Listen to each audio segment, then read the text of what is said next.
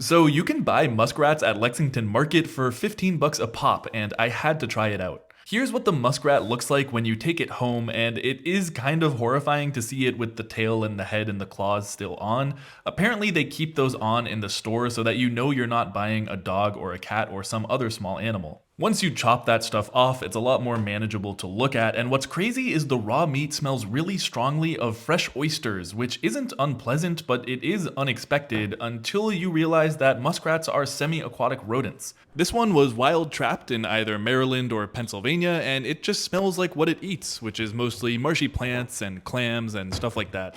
I felt like just kind of making up a recipe, so I ended up braising it in red wine with shallots, garlic, thyme, mushrooms, orange zest, and fennel, and then I gave it a try. It kind of tastes like if you took venison and soaked it in clam juice for like 5 minutes. It's not bad. Of course, I had to see what my coworkers thought of it as well. I do find the texture a little, just personally, off-putting. Kind of reminds me of liver. I don't know what I'm tasting. It's red meat, but it has a little bit of a fishy quality to it. The consistency kind of reminds me of barbacoa, maybe muskrat tacos. Why does it taste like watery? Does that make sense? Do muskrats go in water? They do. What's happening is I'm thinking about it being a muskrat, and I'm starting to get really icked out right Oh, now. interesting. I don't know. I think it was really good because Krishna cooked it. Wouldn't try it again. And I saw the ribs poking out in the meat and immediately got the egg. It was prepared divinely, you know. Krishna's quite the chef. I would take another bite. Oh, I wouldn't.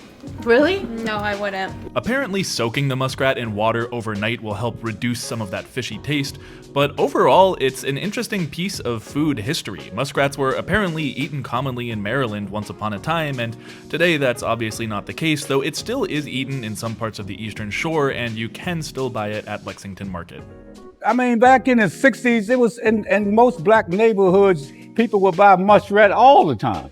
I would soak it overnight with a little vinegar and a raw onion, draw out all the blood I can, and then I would just put it in the oven at about 350.